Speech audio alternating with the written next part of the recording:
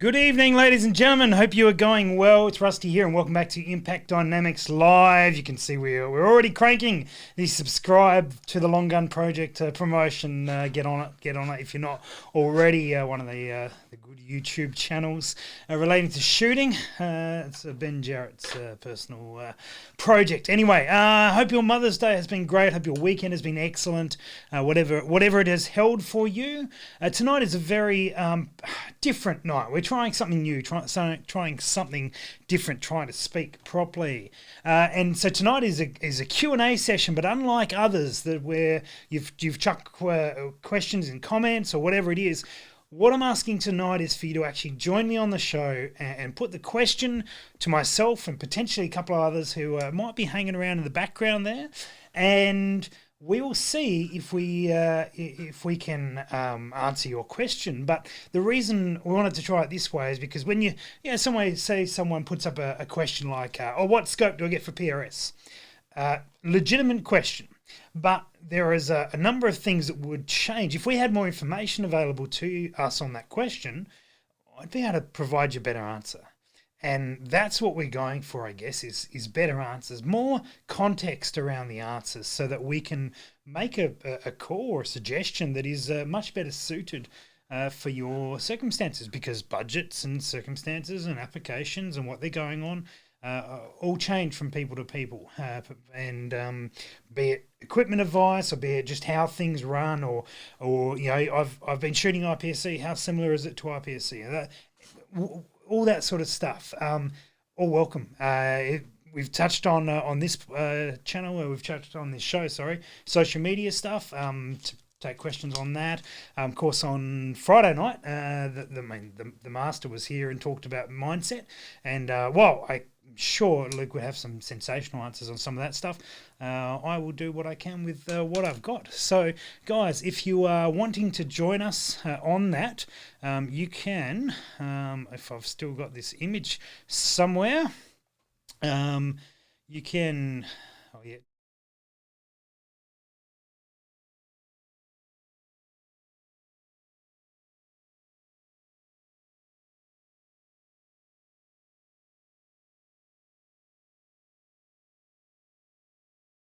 but in the meantime, while we are waiting for whomever to join and jump in on that, I need to tell you a bunch of stuff. Luke's session on Friday, if you didn't see that, go and watch it.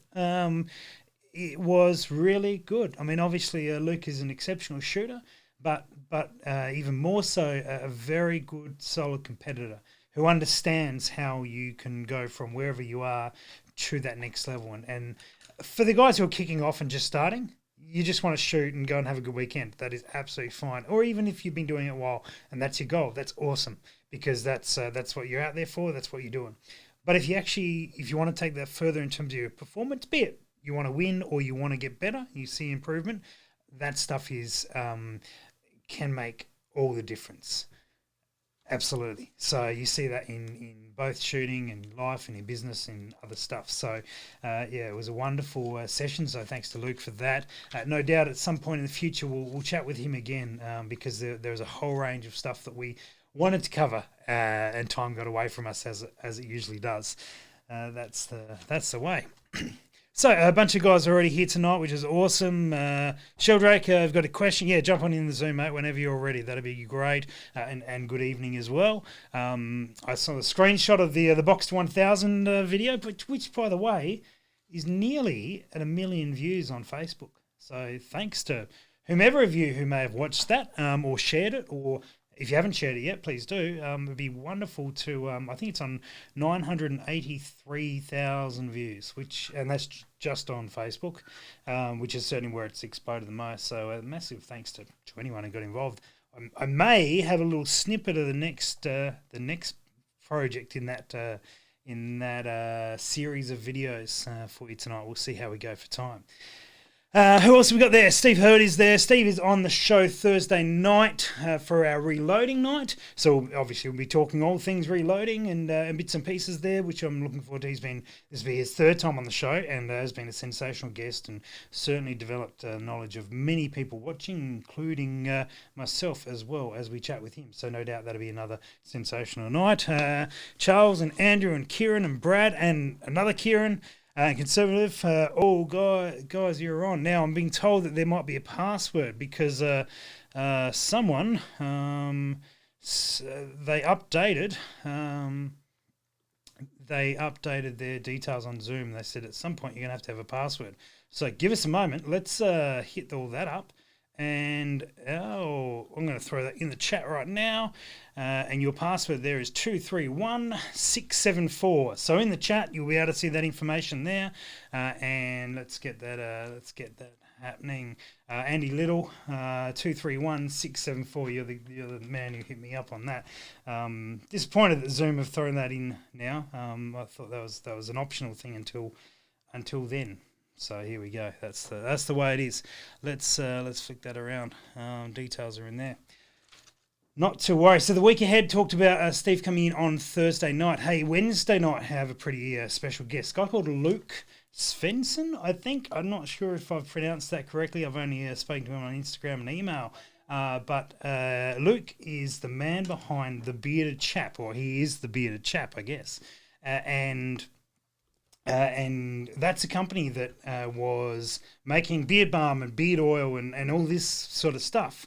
And then when the coronavirus thing kicked in, they pivoted into hand sanitizer because of some backgrounds that they had and all this sort of thing. So they've able to grow their business in this period and service a need, which has been amazing. I love to see an Australian company that has made a really positive change, that is having a positive effect on people. And we're going to talk to Luke about that. Now, rumour has it that he's actually a shooter as well. So we shall confront him about that in a good way. So I look forward to having him on the show Wednesday night. Friday night, we've got an international flavour to the show. We will have Tiff Dew from the Precision Rifle League, which is the largest precision rifle organisation in the UK for PRS style shooting. So Tiff, I've spoken with for a couple of years, and he's joining us. He's joining us on Friday night for a good chat about what's happening over there in the UK with the shooting side of things and where they're up to before it all kicked in, and. Tuesday night, I'm just being told by producer extraordinaire Ben on the Long Gun Project. Go and subscribe now. And he is... Richard Basladinsky is our guest, who, if you are familiar with that name, you'll be excited already to join into that show, because the dude has more knowledge than can fit in his head, my head, your head, and 10 of the people watching as well. The guy knows a lot, and so we're going to go in depth on question. He was the head testing evaluation guy at Lithgow for a long time, and so there's not much the guy doesn't know. So I'm very excited to have that confirmed. All right, guys, we're going to get into stuff, but we got a few people lining up in the Zoom chat, which is awesome. So let's bring the first guest in. We've got Craig here. Let's make sure his audio. Zoom takes a moment to get audio sorted out, but let's see if we can make this one work. Yeah, we're in untested waters here, guys. So bear with me while we try and get this all lined up. Craig, are you there? No, it's not there yet. He hasn't got audio working. We'll get to that. While Craig is connecting his audio and video, we shall let you guys know about Stage 1. Stage 1 is tonight's sponsor, and you can save 10% off any of the Stage 1 merch. That is available at the precisionrifleseries.com.au website. And that is available there. There is a brand new stealth hoodie that is coming through shortly. I've lost my image of it. Anyway, there we go. you guys can have a look at this one here. So this is on pre-order at the moment. Normally $110. It's $99 for pre-order, but because of you guys watching the show, there is a further 10% off that using the code IDLive10, IDLive10. All right, and they are basically they go into order as soon as we sold X amount, and we are about 3/4 of the way there. So a few more, and then they'll be ordered and won't be far away. Craig is trying to join. Craig, I'm sorry we haven't got you on video or audio at all. So please jump in when you can. Maybe try and reconnect, mate. I don't know if we're learning things about Zoom we haven't done yet. So anyway, the Zoom line is open if you do want to jump in, and I saw a couple of guys jump in before, but thought it timed out. When you do jump in, I should let you know. My fault. I'm sorry, guys. When you jump in, you'll go into the waiting room, and then basically we'll take people as we go along in the waiting room. So you may sit in there for a couple of minutes. Travi mentions that it's going to be a great week of shows by the sound of it. You're spot on, mate. You're spot on. A little recap tomorrow night and some information, and then it's going to be a huge week of shows as well. So I am looking forward to that as well. All right. Well, let's see. I've learnt one thing, that if I boot someone out of Zoom, they can't get back in. So let's hopefully Craig will reconnect. But guys, if you want to jump on into Zoom, the numbers, I'll throw them up in the chat again if you're missing them. Jump on in and we'll go from there. And Andy Little, sorry, I know you jumped in. You're welcome to come on board and hang with us there. All right. While we line that up, I will give you guys a little. Oh, and Andy's joining in. Let's see if he wants to ask a question or answer a question. He may want to do that. We'll find out very soon. All right, Mr. Andy Little, your audio is connecting. That's where we're up to at the moment. There we go. Okay, I think we've got you, mate. Hello. How you doing? Are you talking to me, Rusty? I am, mate. I am. What's going on? What's going on? What? Can you hear me? Yeah, I can hear you. We can see you. What's happening tonight? I'm just about to start dinner, but I thought I'd tune in and say hi to everyone. So, I love it. I love it. Domestic duties. Yeah. Well, yep. I'm about to roll a little pre-roll, a little teaser of the Centurion Challenge video. Awesome. Yeah, I believe you've seen this one, so it's only going to be for a couple of minutes, just to whet the appetite a little bit and get my ass into gear to make it finalise it. Have you got any comments to say about the day? It was surprisingly shocking in more than one way. Oh, good. Don't say too much. We don't want to give anything away, But I just thought we'd do that. Yeah. There was a lot of expectations and a lot of realizations. Got it. Awesome. All right, mate. Well, I'm going to throw you back in the waiting room. We're going to go have a little look at that while a couple of guys jump in, and we'll line up a few questions, and we'll chat you soon. Cool. Cheers, mate. Righto. Oh, double screen me. That's no good. No one wants to see that. One is definitely enough. Let's get rid of that. All right, guys. We'll jump into this little teaser for the Centurion Challenge while we go through the various technical difficulties of answering questions. I think the video explains it. Let's see how we go.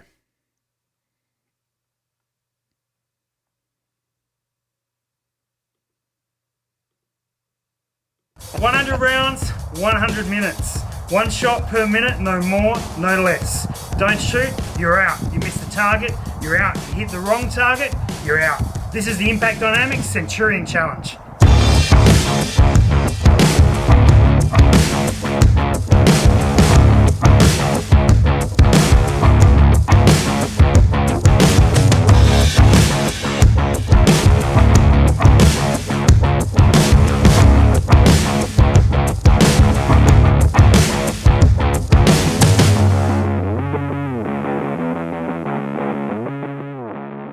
G'day, I'm Trav. You can find me on Trav's Shooting Adventures on Facebook and Instagram. How's it going? I'm Simo. Probably seen my ugly mug on Hunting HQ, weird podcast that we like to do when we're pissed. My name's Dave. I'm running a Tikka T3 CTR, currently chambered in 243. Today I am running a Tikka TAC A1 in 6.5 Creedmoor right here, and a Burris XTR3. G'day, I'm Andrew. I've come over from Victoria, see if I can give these South Australians a bit of a run for their money. Hi, I'm Andy from Precision Shooting Podcast. Hey, I'm Huge. I'm a bit of a ring-in. I don't normally shoot this kind of stuff. I'm running a Tikka CTR in 6.5 Creedmoor. With me, I've got my Tikka TAC A1. I've got Andy Little's 223, which might mean I might win or might lose. I don't know. G'day, I'm One Shot Scott. My name's Simon, and I'm here to come not last. I'm One Shot Scott. I'm running a 243 CTR and a Greybow stock today. It's a 50 cal dust impact broom and stick. Formerly a TAC A1 Tikka, dropped it in an MDT ACC chassis. I'm hoping to hit a top 10 today. Relaxation's the name of the game when you're doing this sort of thing. It's going to be hard, but it's going to be fun. I just set up the targets down there, and that was hard work, so I'm going home. I'm here for comic relief. Just gonna send it and see what happens, eh? I reckon I was pretty ambitious loading 100 rounds. Come on, seriously guys, I'm here to win, right? This is actually going to be difficult because the wind is already switching. The wind's switching a little bit, and you know that spin drift is going to mess me up, I reckon. So, well, everyone's talking about the wind. I reckon they're talking shit. They're already setting up the excuses. If you missed because of the wind, you're not very good. This is the Centurion Challenge. Yay! Glad to see someone's excited this morning. There is 100 rounds each. There's 100 targets, and we've got 100 minutes to do this in. Rusty? Yes. I only bought 40. That's probably fine for you. We can edit that in. Yeah. 100 rounds per target? 100 rounds, 100 targets, 100 minutes. But the catch is, you can only take one shot per minute. Oh no. Can't take more than one, you can't miss a minute. You miss a minute. What about if you're shooting an MOA? What? If you miss the target, you're out. If you don't take the shot within a minute, you're out. If you, I love that your teeth don't move when you talk. Shoot the wrong target out of order, you're out. What's the right target on someone else's page? Yeah. You're out. Yeah, alright. Are they out? Teamwork. All right, guys, let's get into this. Do it. Yeah. Is that a team?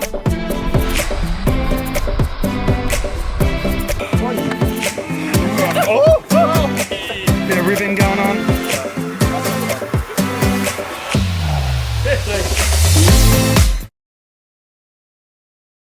That's where we'll leave it, I think. Just on the edge of exciting parts happening. Anyway, that's something to look forward to.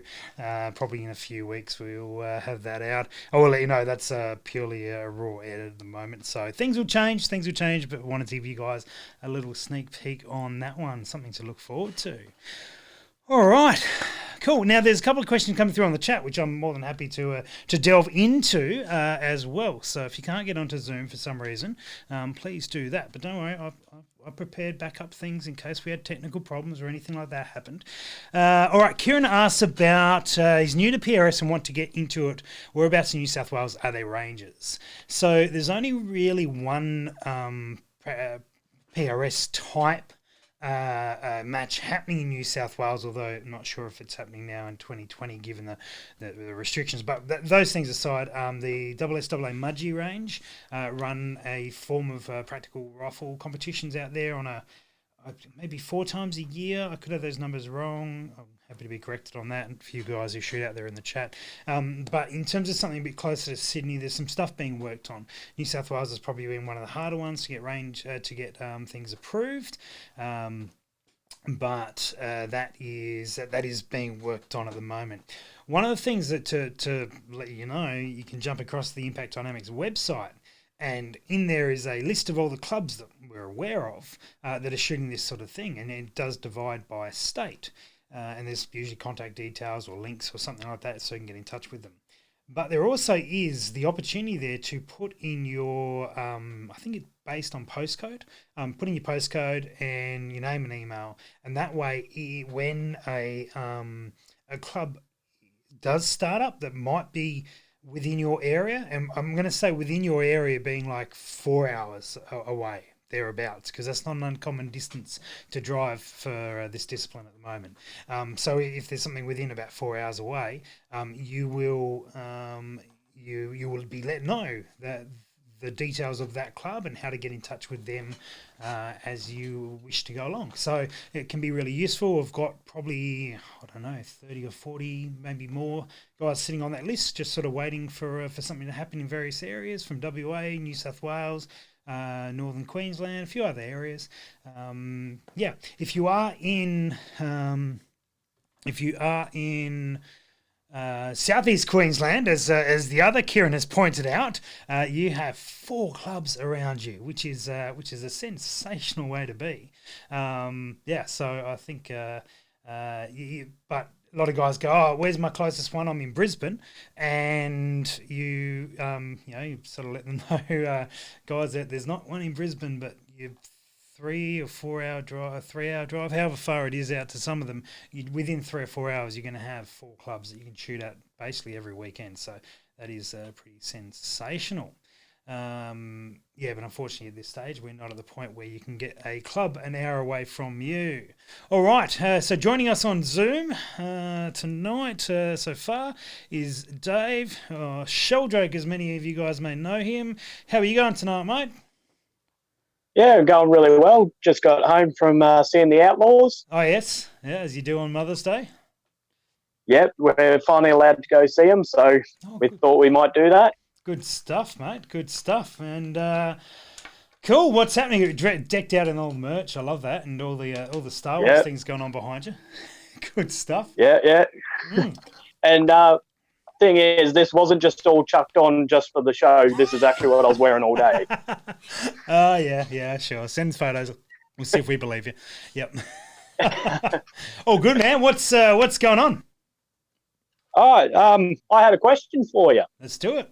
So my question is, I've competed in my first competition now. Mm-hmm. Was going to compete in my second, but something got in the way. What should be my next step? What should I be looking to plan for my progression? Like, I came middle of the pack. Yep. Like towards the latter end of middle. Mm-hmm. So what should I be looking at?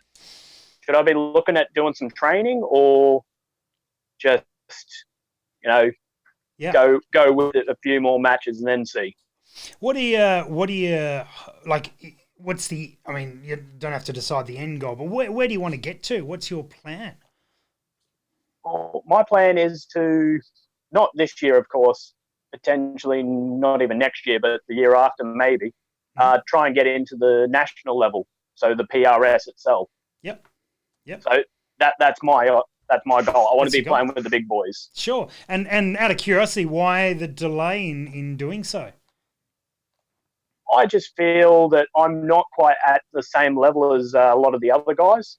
Mm-hmm. Like, I know I can just try, but I would still rather be a bit more competitive when I do come up to the bigger league, so that I'm not, because I'm a bit of a budget shooter, as per se. So I don't want to spend that big money and then come dead last, so sort of thing. Sure, no problem, man. Look, I totally understand that and know many guys who have been in that position for sure. So, look, on the bigger matches, you will learn a ton more from that in one weekend than club matches for an extended period of time. But both are really good. Right, so I don't want to take away from either. So, if you can get out to that club and you can... Where were we shooting? I shot at the Millmerran match. Yeah, awesome. Spectrum Rifle Comp. Yeah, cool. Yeah. So... I shot that with Craig, Scotty, and Kieran. Yeah. All those boys. Yeah, fantastic. Yeah, so I definitely would get involved with that. Like the club level is a brilliant place to be able to hone those skills. But I probably would like potentially, depending when the Queensland match is or into next year, aim to go to a bigger match, because you end up with this massive list of things to be able to work on, no matter where you come. and you may surprise yourself. And there are plenty of people who do that as well. You don't have to go in and hit top 10 day one. In fact, that's actually really tough to do, except as it should be, as it should be. It should be hard. And even if I've even seen guys who have trained and then go and shoot one of those matches and just get overawed by it, both here and the same thing in the US. And having that higher level match experience can certainly make your ability to deal with it more robust. As well. Right. You mentioned training, and I'll always back formal training.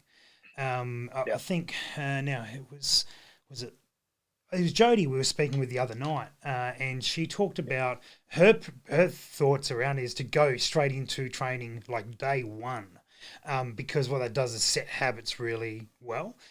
I used to, when we were running training, I used to get a lot of guys who would be like, oh, well, I think what I'll do is I'll work and work and work until I sort of hit my limits, and then I'll go to training to try and break through to the next level. But the downside with that is that you're ingraining these poor habits. That whole process, you actually get to that point and you're like, oh, I got to break this. I got to break this habit, and you've actually sort of counteracted a bit of that. So formal training is a really good option as well. But definitely get behind a gun, shoot the matches, shoot in that competitive environment as much as you can. And if there are good guys at that club that you're involved with, and there are other good Queensland clubs, go there and learn from those guys, and you won't go too far wrong, mate. Let's spend more time and enjoy yourself. Oh, brilliant. Yeah, I'll definitely go for that. Yeah. Hopefully that's let's have a look, because I'm totally open to what the others say as well. So Kieran's saying come and shoot with him. Travis saying trigger time. Just get the range and have fun with it. Don't worry about we finish on the scoreboard. 100% correct. Personal hit rate. Try and improve that, and that's my I love guys who track their personal hit rate, and that is so you fired 50 shots and you hit 37 of them. It doesn't matter where you finish. You could have finished last, first, whatever it is. And I suspect if you delve into Luke a bit further on that question, he won't care whether he's finished first or whatever. He's looking to, he doesn't want to finish first. He wants to finish first by 30 points, because his personal hit rate is what's really critical to him. And you do that right, and you win matches. So Travis on the money there, I think, mate. Shoot, Ian saying you have to shoot matches to get yourself conditioned to shooting under match pressure. Local matches will help with skills, but are still not like the PRS matches, which apply that pressure, be it self-made sometimes.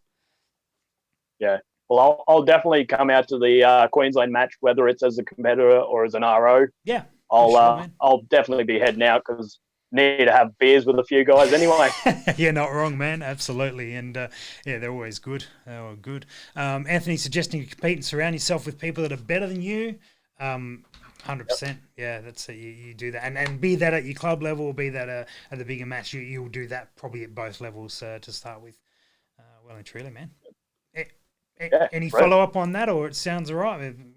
I love this. That sounds brilliant. Cool, man. I love this forum because I'm able to take. I'll tell you what I think, but also take the wisdom of. And there's some really smart dudes in this here. We've actually just Ian's hooked in as well. So let's see if Ian's got anything to add to the discussion.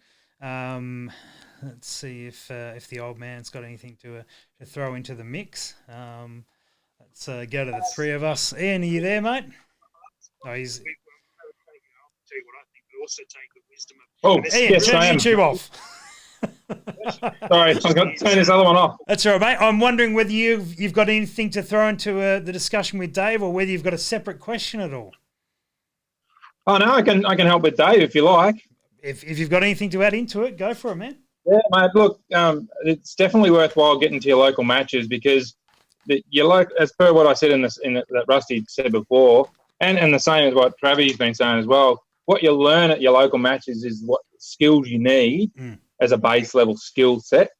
You learn stuff around which knee you put where you put your elbow when you address a barricade. All the skill stuff is what you really pick up and there's so much to pick up. Yep. That those skills training sessions that you do at your local matches, they are just gold. And Rusty will attest to this, that the Vic guys, we've struggled because we haven't had a local club to do that stuff with. We've had to pretty much learn by going to the big PRS matches. Whereas if you go to the local matches, it costs not a lot. Stuff all compared to going to the big PRS matches. They're local. You can do them once a month and pick up something each month. Write stuff down, learn what you're doing, but then you still have to get to those big matches because that's where someone is looking over you with a timer. It's just a lot of pressure. There's a lot of different pressure, and it's that competition pressure. Whereas the local matches are a lot more laid back. It's just different, I suppose. But yeah, that's pretty much what I can tell you is get to those matches and start shooting, because that's where you'll pick up that extra knowledge of the skills. Then you've got to get used to the competition pressure, which is that big match stuff. Yeah, absolutely. Sorry, Rusty. No, yeah, spot on, man. And I was just going to say on that, Dave, which I think is probably just the same thing, but the club matches give you repetition, and repetition is what can build skills. So you learn what you need to know, and then you can repeat. But then one thing I've seen with a lot of guys, you go shoot the bigger matches, right, and then that exposes your weaknesses, because generally, you might shoot 6 matches in a day or 8 matches in. That'd be impressive. 6 or 8 stages in a day. Whereas a big match, you might shoot 20, 15 to 20 plus.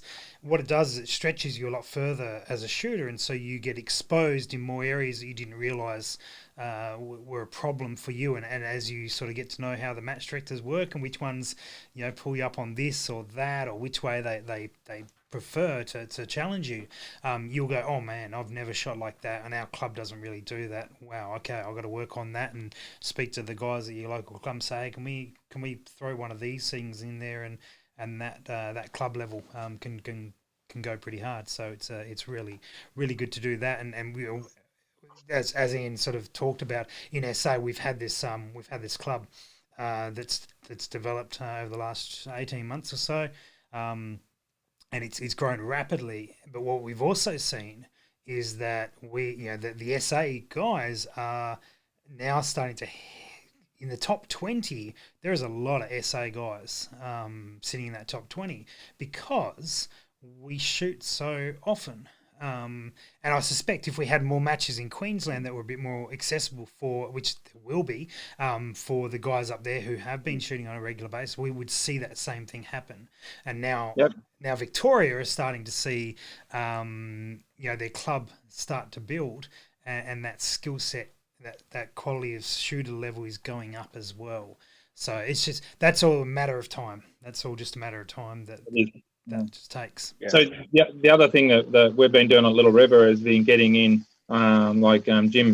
Jimmy Birch coming in and doing a skill session on how to use a tripod. Yeah. And it's just the basics on how to use a tripod, but a lot of us didn't know. We see guys, the good, really good guys who know how to do it, they slaughter those stages, and we go up there and go, well, we think we're doing the same thing as they are, but we weren't. Mm-hmm.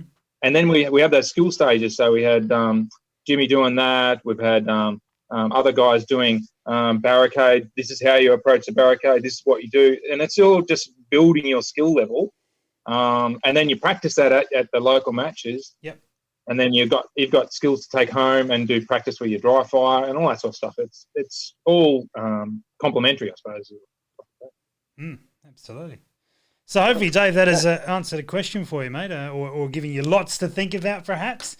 Yes, definitely. Yeah, but definitely, just if you can get out and shoot more of that competition, be it at whatever level that's appropriate for your budget and whatever level is appropriate for your travel, get involved. But don't be afraid to go and shoot one of the bigger matches, because while your performance may be unknown and you may do better than you think you will, especially if you don't think you do very well, but you shoot all right.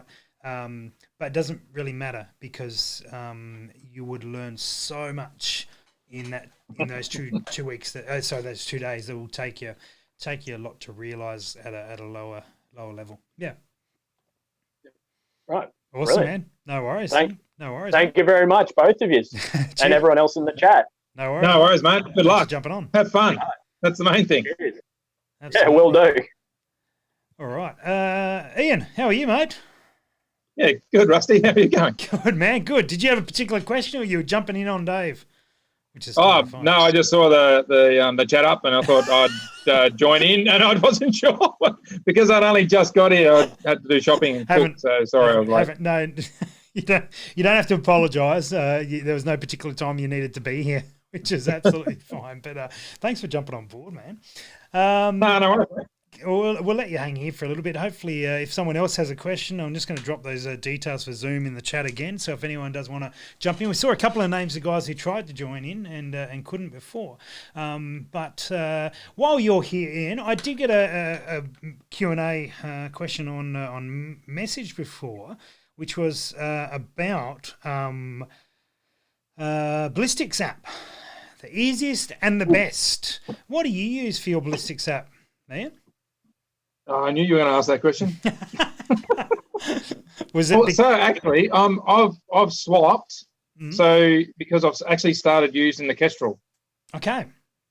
Yes. Okay. So I've been, and I can't for the life of me think of what that one was. But as a beginner, when I first started, and I didn't obviously have the Kestrel because I won that at Monarta. So, but I was using Ballistic AE. Okay. And that seemed to be, I was just on the mobile, mm-hmm. And that seemed to be pretty accurate. So, it was accurate enough for me. But it does help if you have mates who are using similar app or this same app on their phones as well, mm-hmm. because I noticed that there's several times I had to ask Dave Acker, why is it doing this? How come he? And then he would explain it, and because he's already gone through that. So I suppose the key thing is to try and use an app that your mates and that or other people around the club are using, and that way you get assistance when you need it. Mm-hmm. Does that make sense? Mm-hmm. But the Kestrel, I'm still learning the Kestrel. I need to get round the Stevenses, and because they are experts at it. I know Jimmy Bravo is as well. So that's it. Yeah, Birchie did a 45-minute video on it, so maybe go and check that out. Yeah, correct. So my experience with this is that so many moons ago when we were heading down the long range training line. I mean, we always used to run Applied or Shooter was probably the original one that we wrote. That was almost a rip-off of Applied Ballistics in many ways. A lot of the same data was pinched for it, I think. Anyway, so we used Shooter because it was about $10, and it was pretty good. And then as we got more into it, and then I went on a bit of a research project to go, right, I need to find an app, a program that I'm going to recommend for people when we do the training to be the one that we base everything around, and manuals and all that sort of thing, and then we can elaborate from there. And you can, other things that we could work out, but that was the way to go. So I downloaded Strelok. I downloaded what was around at the time. A number of them aren't around anymore. Let's put it that way. But Strelok and Applied Ballistics and Ballistics AE, and there was a Lapua one. There was a number of them. The Hornady one. Did you try that one? Wasn't around back then. Wasn't around. Geo Ballistics, I don't think was around back then. And so I downloaded all of these and spent about three or 4 weeks playing with them, and settled on AB being sort of the premium option, but also the most robust. And so that became our standard for training. That was the one we recommend. We started running in problems with Apple on that one. On Android, it would work great. On Apple, it would have all sorts of problems. And we soon sort of worked out that the Apple one was not getting updated very well, and the Android one was. Now, I'm talking like 5-6 years ago. But the other thing is if you're doing a training course, if 16 blokes come into the training course and they all have 16 different apps, you're not going to know or be an expert in each one either. So you're not going to be able to troubleshoot for them and say, well, this is something wrong with this ballistic app, but you don't know what it is. This is why we chose one, and we there's a comment in the chat saying applied ballistics a bit complicated for the newbie, which is true. But we were dealing with guys who are going to be with us for generally 2 days or more. And so we, as part of them learning how to shoot long range, they were learning the app as well. And it was, the data was really solid on it for what we were doing. I have then since moved on to GeoBallistics. We were continually trying stuff, and we could, if someone rocked up with Strelok and they sort of knew their way around the interface, we'd be able to track down the data for them without any issue. I have since sort of moved on to GeoBallistics, mostly because I kind of went away from Android and went, well, I need to run something Apple, and Applied Ballistics doesn't really do so well, and so we went with that. I'm a big fan of GeoBallistics, but to finally get around to answering this question, Ian, Strelok, GeoBallistics, and I'm getting really good advice on the Hornady one. Which I was a bit surprised about, but there seems to be a lot of good suggestions that it's working well by some pretty top shooters. Now, whether or not they're backed by Hornady, that I don't know. Maybe that's playing a role, but who knows? But yeah, GeoBallistics has been really solid for me, and there's a few little features in there that I like, that you can set up range cards and that for a particular stage. So. Do you know which one that the Kestrel uses?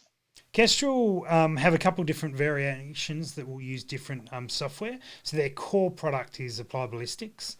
They've got a tight association with that, but I do believe they make a Hornady version. They certainly have made a Horus version. That was one of the other software options we had tried many years ago. I don't know if they still do that. I don't know if that's still around. So.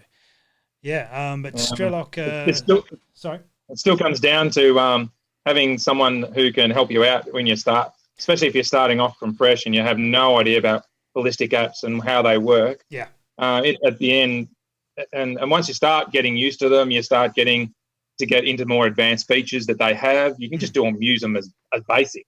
Yeah. But then when you start using the wind and the direction the wind's coming from and all that sort of stuff, you can start to make them work harder for you if you know how to make them work. Absolutely, and that's I think because we would do like a 2-hour session just on Applied Ballistics, utilizing the program, and then of course it was touched on throughout the whole time. I was actually thinking today, and I've got all the documentation from all our training stuff, and I don't think I've got hard copies anymore. But I've got, we had like a 60-page manual, maybe 80-page manual, and all sorts of different course books. I've been thinking about maybe just going through them, checking a few things out, and then putting them out there for anyone who wants them. We'll see if we get the chance. That was for a 2-day course, yeah? 5-day course. 5-day course. Okay. Yeah. I mean, we had ones for the 2s and stuff like that, but the biggest one that had pretty much everything in it was a 5-day course. Right. Yeah, And cool. it was basically off on the books for 3 days, and then not theory only for 3 days, but they were book heavy for 3 days, and then the other 2 were a lot of practical. Kieran talks about GeoBallistics being using the Google Maps and the comp function, so you can actually plot your targets out and go from there. Yes. The one that I haven't had a huge amount to do with on a personal level is Strelok, but certainly I know a lot of guys do make it work, which is good. Easy. Yeah, cool. So, Ian, I've got a question for you, indirectly for you, and I've got a question. Maybe I shouldn't have been logging on. But I do have a bunch of questions a question for the guys sitting at home. I have a video of the. Let me see if it's lined up here. 100 rounds. That's one we watched before.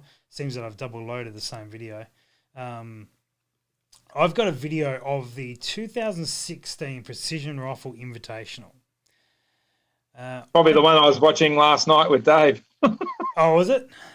Yes. Yeah, the early one.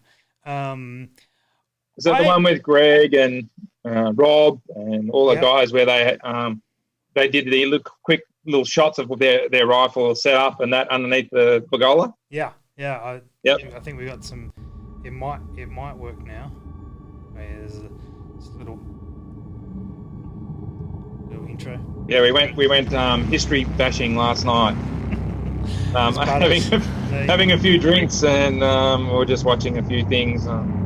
Yeah, it was very interesting watching how we went back to old PRS shoots back in the States, and when they first started, they were all using 300 Win Mags, and I think all you guys were using 300 Win Mags, or most of them as well. That's exactly at the right. Invitational. That's exactly right. So as this plays in the background, my question to everyone, Ben's already excited about the PRI. My question is, would it be an interesting episode for me to round up a couple of guys who shot that PRI, and we do while we watch the video of the PRI, we do like a director's commentary. That would be really cool. You reckon? Because Dave and I were watching it last night, and we're going, "Oh, have a look at that! Look at he's doing that wrong, and he's doing this." So funny because we're as if we're experts now, but at least we've been doing it for a few years, and we were spotting things, and it was really quite funny. Yeah, I thought it might be an interesting episode because obviously there is a whole lot more context behind that, and how that thing came about, and the fact that up until about 3 weeks prior, we'd never heard of the PRS. Even though we'd planned this shoot, and some, one of the stages not actually coming, one of the stages getting changed on the Friday night completely, and then that ended up being one of the best stages.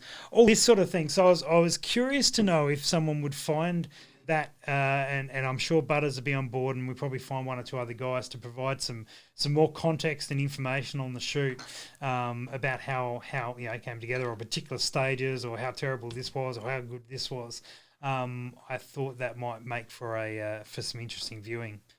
So I reckon that would be good. That would be really good. So for those especially seeing their cut on why they were doing this, or what happened there, and what happened to that rifle that they did that with. Oh, that'd be a great. Yeah. So the for those who are watching, going, what the hell are they talking about? The Precision Rifle Invitation was like a private shoot back in 2016 for the guys who'd done courses with us, which basically put on, and it was just yourself and potentially a mate to shoot with you as a combo team shoot and individual shoot, and it basically set from there. That's when discussions started happening with the PRS to actually kick into this country. So it actually provides a lot of context and a lot of history as to where things came from and where they are now. So yeah, I just I'll see if anyone in the chat's like, oh yeah, that'd be interesting. But certainly it would perhaps give a little bit of history on a whole stack of topics and bits and pieces. And there'd be a couple of guys there who shot 2016 and 2017 and see how much the videos from 2017. There's a few stages that are online, but I still have a hard drive that has been corrupted that has all the footage. And I haven't thrown the hard drive out on the slight hope that we may be able to do it. But apparently to recover it, it's to the point where you have to take the discs out and hopefully reinsert them into another hard drive to actually hope you can get the data, because every attempt to recover them has failed so far. They don't. So there must be some of those layers must have be completely broken. Yeah, I don't know. You might be able to get some of the other footage off the other layers on it. Yeah. Yeah. So we hope that we might one day, but apparently that's going to cost some money, and it's not high priority at the moment. But that's why there's no big 2017 video, because we actually shot a lot more footage for 2017. But anyway, if Butters was here, he'd be yelling at me to go and edit it. But we think we might do that for tomorrow night's episode. Oh yeah, cool. That'd be good. It's a little bit of a wrap up. So anyway, if you think that might be fun to watch, go let us know. Giggle at us all running 300 Win Mags and having no idea and putting the wrong knee up and not resting on that, or shooting and then lifting your head up to look over the gun. All the classic. Oh, there was a ripper doing that. Oh, yeah. One guy, it was almost the gun was still going off, and he was already lifting his head up. Yeah, there's some. That was so funny. And there's actually there's a bloopers clip as well, and then there's a few other stories about the pack down. Oh yes, that's the pack up clip. Yeah. So we'll see on a few of those, but that could be quite fun to do. So yeah, it would. Yeah, but anyway, that's one idea. So anyway, we'll see whether anyone's interested in doing that.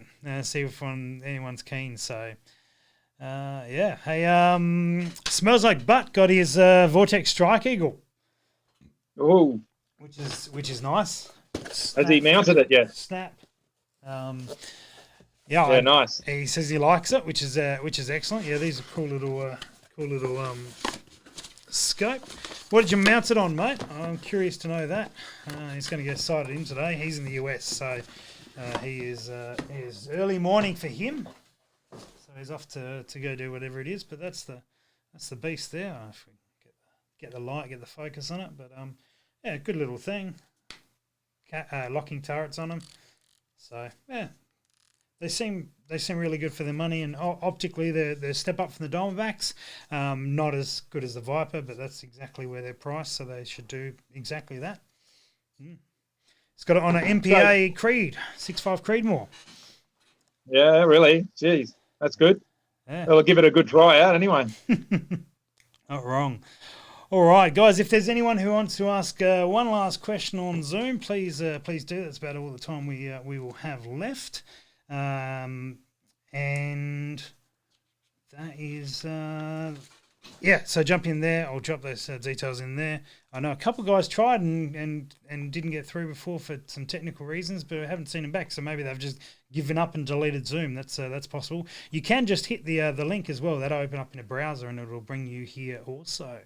As has happened. That's all I did, Rusty. That's all I did to join up. I just hit that and it worked. So and now you found yourself stuck here with me. Yeah, I know. What the hell managed that? You can go if you want to, mate. You can go. We're just enjoying your company. That's all. I'm impressed you're not drinking fireballs. That's the impressive part. Oh, I can fix that. I was going to say his bottle's off camera. Yeah, nice, fantastic. Well, I had them with pancakes last night. Oh yeah, it's with pancakes, fireball with pancakes. Yep, poured it over the top. It was beautiful. Magic. I actually had a video come through from a listener, from the listener/viewer, who is actually stuck in hospital. The poor bloke. But anyway, that's another story. And this was about something that came up on the show early on, and I just haven't actually had the opportunity to play it. But we. This is about fitting in a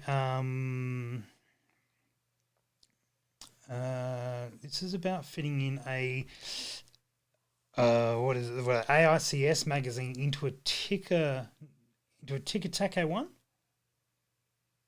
Let's have a look. I know that if you do the inletting, you can put them into like a CTR or something like that, can't you? That comes with your I think that Hamish might have done something like that. Guns one night, and I just said, thought to myself, I wonder if it fit, and I Let's get put this it in video there. a bit better sorted out. Here we go. So these are dummy rounds.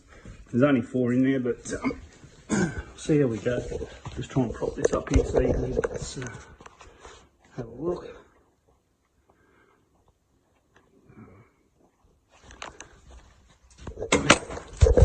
It is a little bit tight getting in and out, but it's not too bad.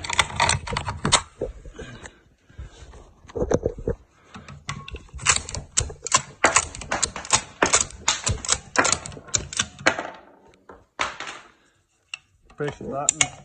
You do have to. One hand's a bit hard. Yeah, there you go. So easy as that. I hope that was helpful for some of the boys out there. They are there, by the way. Looking good. Right, mate. Thanks. So look, it looks like they work. Looks like they work, Ian. Into just a TAC A1 chassis. Yeah. Yeah. Cool. No modifications. So that's interesting. Our American friend is joining us. Hopefully his audio will work in a moment, but we will get there shortly. Oh, it didn't work with that. Ian, do you run Athlon optics at all? Yes, I have got an Athlon optic. Okay, how is it? There's a question about that. No, okay. Not as good as the Vortex. Gotcha. Okay. And I haven't had a chance to try out the new Burris. You got a new Burris, do you? Yes. Yeah, nice. I've moved scopes around a bit. There's the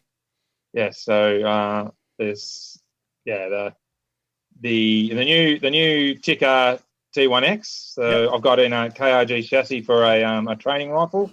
Yep. That's now got the Viper on it. Oh yes, very good. Vortex Viper. So it's been moved around. And the 6.5 Creedmoor's now got the Burris. Which Burris is that? The XTR2. Very nice. Yep. Yeah. So it's I needed to upgrade or put something a bit more. I don't know. It was just I needed an extra scope pretty much. So I had to when I got the Tikka 22, I had to move scopes around. So Yeah, roger that. I have just actually finished or just nearly finished uploading the entire product catalogue of Burris into the new Scoped Out website. And so I'm getting very familiar with the Burris scopes quite well, which nice. is it's exciting. Now, just a couple of comments coming through. Ben Richo has asked, his webcam's not working, but we could have had your audio, Ben. Anyway, whatever. But how much love do you two? I'm struggling to read. Pass me that fireball here. No. How many have you had? None for nearly 3 weeks, actually. So that's the problem. You're probably right. 1 week to go. 1 week to go for Team Impact stuff. Webcam's not working, but how much love do you two give your gun during a match, cleaning wise? And is that during? Depends on the match. Yep. Okay. If you're in Mildura and the sandstorms are coming across,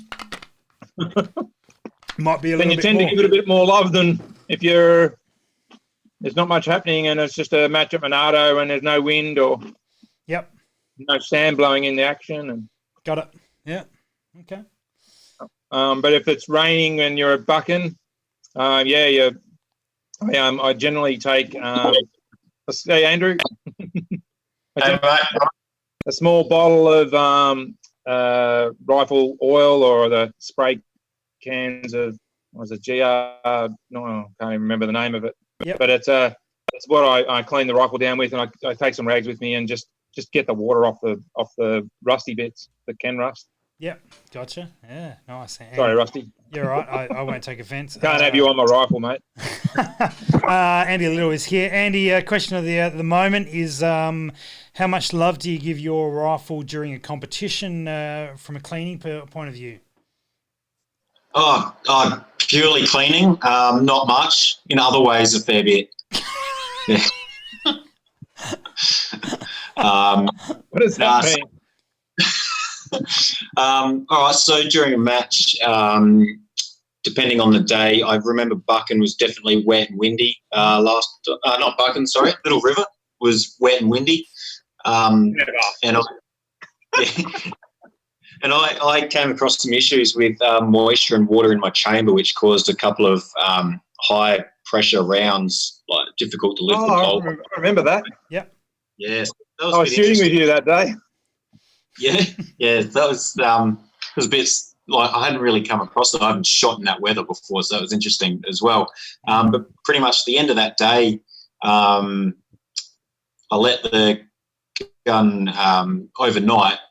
Don't pack it away in a bag. Don't pack away a wet gun in a bag because the moisture, you'll just get surface rust straight away. I wiped it down with a dry rag, made sure it was dry as best as possible, and then left it out to breathe overnight, essentially. Mm-hmm. That was during the match. And then when I got home, I did a full strip and clean. But then during Buchan, when it was really dry and got that really fine dust through it all. Again was just a bit of a wipe over, and then blow it, like dismantle the bolt, the magazines, blow them out, wipe them out. Tried to wipe out the chamber a bit, just to get that dust out. But yeah, not a whole lot of love during the matches, but afterwards when I get home, I will give them a pretty good strip back if needed. Yeah, nice. I remember at Buchan, someone, I can't remember who it was, drove up the back near the motel and had the air compressor. And we were blowing all the rifles out with and the dust was coming out of everywhere. It was just, and I think we were blowing ourselves, our clothes down as well, weren't we? What were you doing to yourself? Sorry. Nothing, Rusty. Nothing. Okay. Right. Okay. That's the way. Yeah. That was the other type of loving I was talking about. But anyway, happens on the range, stays on the range, Andy. I'm actually just got sent a photo here from Travi, which I can't get on screen easily, but it shows the four guys from SA all in the backyard of the rental house they were in, all cleaning their guns at the Buchan match, which is perfect. that was great. Very good. Hey Andy, would you be interested if we did an episode on the 2016 PRI and did some behind the scenes director's commentary type stuff? Yeah, I was listening to that because that would be a cool idea because I remember I was there for at least one of them helping out. For 2017, you were there for. Yeah. Yeah, and seeing some of those big toys, it was definitely like that. Just starting out and seeing some of those weapon systems was pretty cool. But it'd be interesting to see what they think now and how it's all changed.